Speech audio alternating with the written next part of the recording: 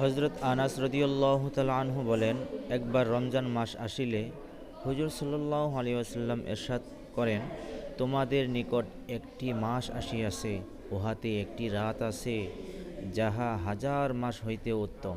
যে ব্যক্তি এই রাত্র হইতে মাহরুম থাকিয়া গেল, সে যেন সমস্ত ভালোই ও কল্যাণ হইতে মাহরুম থাকিয়া গেল। আর এই রাত্রির কল্যাণ হইতে কেবল ওই ব্যক্তিই মাহরুম থাকে যে প্রকৃতপক্ষেই মাহরুম। যে ব্যক্তি এত বড় নিয়ামত নিজের হাত ছাড়িয়া দেয়, প্রকৃতপক্ষেই তাহার মাহরুম হওয়ার ব্যাপারে কোনো সন্দেহ নাই। একজন রেল কর্মচারী যদি কয়েকটি কড়ির জন্য সারা রাত জাগিয়া থাকিতে পারে, তাহা হইলে ৮০ বৎসরের এবাদতের জন্য ১ মাস রাত্র জাগিয়া থাকিলে অসুবিধার কি আছে? আসল কথা হইল, দিলের মধ্যে সেই জ্বালা ও তাড়নাই নাই। তবে কোনোক্রমে একটু স্বাদ পাইয়া গেলে এক রাত্র কেন, শত শত রাতও জাগিয়া থাকা যায়।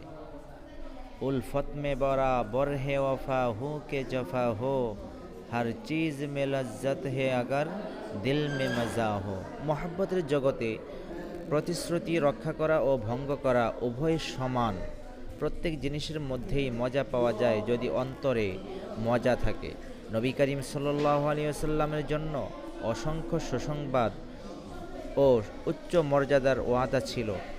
সেগুলির প্রতি তাহার পুরোপুরি একিন থাকা সত্ত্বেও তিনি কেন এত লম্বা নামাজ পড়িতেন যে তাহার পা মোবারক ফুলিয়া যাইত?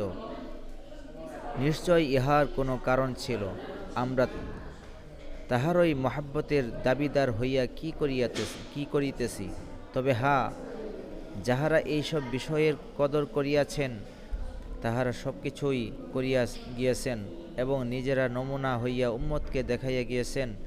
কাহারও এই কথা বলার সুযোগ নাই যে হুজুর সাল্লাল্লাহু আলাইহি সাল্লামের নেই এবাদত করার সাহস কে করিতে পারে, আর কাহার দ্বারাই বা সম্ভব?